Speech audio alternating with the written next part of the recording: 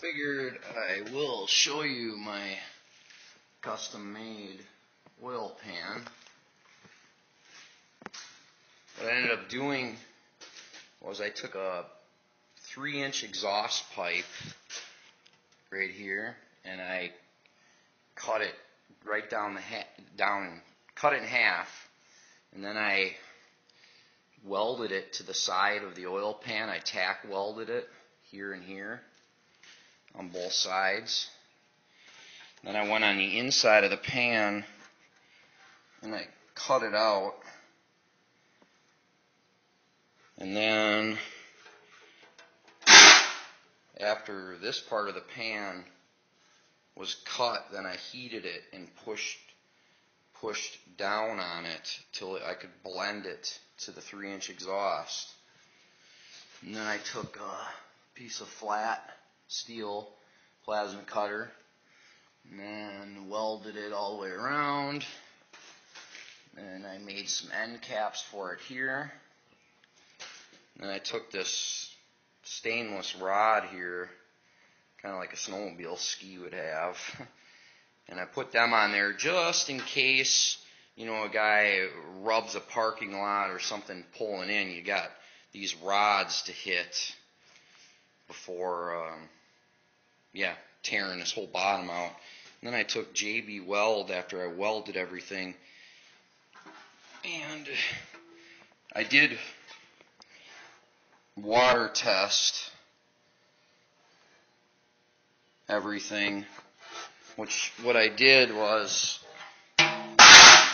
you fill the pan up with water and then take your blowgun, your shop air, which at our shop it's like 175 psi we run, and then take the air gun and blow it real carefully around your welds. Go all the way around, just go real slow and blow air right around the welds and look for air bubbles in your pan. That's how I did it. Some guys, you could say, oh, put gasoline in there and, it's the thinnest, or paint thinner. Well, try to drain all that out and then continue welding without a big flame ball happening. So, yeah, like I said, fill it with water and take your blowgun and go around. And then, like I said before, I was starting to say about JB Weld. I took JB Weld kind of like a Bondo.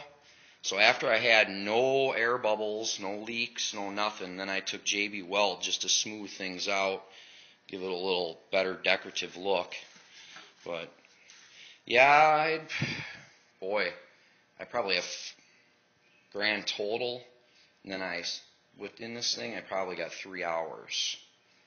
So it's all sandblasted. I sandblasted it down, and then I used self-etching primer on it. A bunch of coats of that, which you can see the drain plug still has it on there. And then I painted this with a brush with that Chassis Saver Black. So she's pretty much bulletproof. Well, that's why when I ran into those main studs hitting the pan,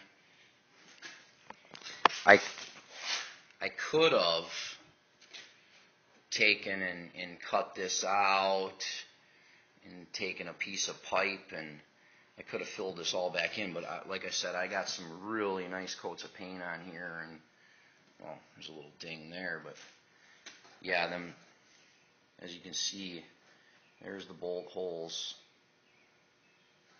And then I'll lift this up. You can see them bolts. I would have had to do some major fabricating of this pan. And then there's no aftermarket pan made to accommodate those ARP main studs. Like I said, I was kind of disappointed that I didn't find like 6,000 Google search results of pissed off guys, because I tell you what, there's always a rock in the road when I'm working on this thing. I don't understand it. But yeah.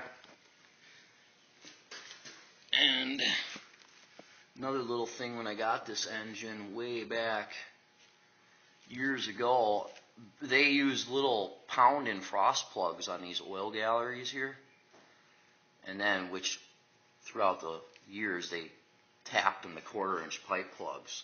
Well, when I first got this car and put the motor in, fired it up, had a drip, drip, drip, drip oil leak coming from, which I thought was the rear main, so I put a new rear main seal in it in the car, dropped the pan, dropped that windage tray, put a new rear main in it, put it all back together, fired it up, still dripped.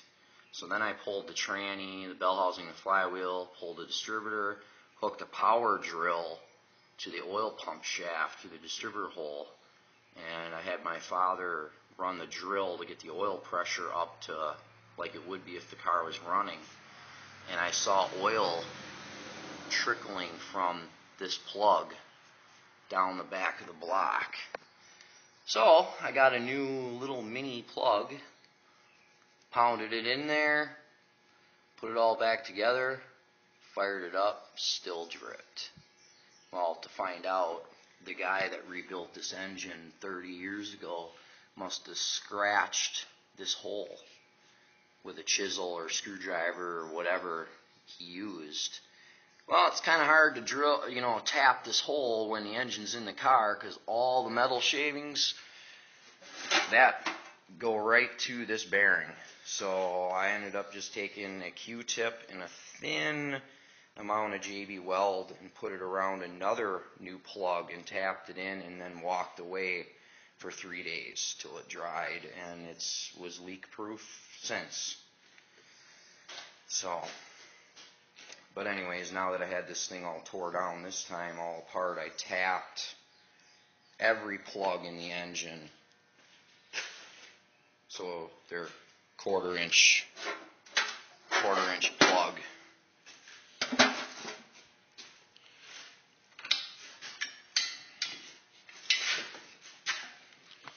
So yeah, tapped this one. There's one behind the timing chain gear here, which I just went with a standard timing chain on it. But there's another thing guys talked about doing was down in here. You must tap. There's another hole way down there. It's hard to see. There's another hole down in there. You must tap it to, I don't know, 1/8-inch pipe plug, and then you block off the oil galleries that go to the lifters. But I'm running solids that don't have a cutout on the side. So my theory is, when this solid lifter is down in this hole, it's covering that oil hole, and I mean, it's not worth plugging these holes. I mean, yeah, I could bend a push rod, this lifter could pop out, you'll lose all your oil pressure right out of there. That would be the theory of plugging them holes. So they got this option too, is this is a drill bit, and you cut it to a certain length, I forgot what it was, 1 1/4 or something, and kind of knurl it and tap that down in that hole. Well, I test fitted these down in there. Trust me, they are not easy to get back out. So if you're ever to, decide, hey, I want to go to a hydraulic cam, have fun getting these back out. I mean, you can blow shop air into here, and plug this hole and try to shoot these out, which one did shoot out like a rocket and, took the light bulb out of the ceiling. That was pretty awesome. Better the light bulb than my face. And the other one that I did, I had my finger over the hole here, and the wind got wind burned on the tip of my finger. It was crazy. So I don't recommend that either. Now, long story short, I think I'm just going to put these pipe plugs in here, and I don't plan on bending a push rod. But, I mean, anything's possible though. So, but I don't know, I got a little bit of while to go before I can put them in before I drop the intake on. So, see you later. See you later.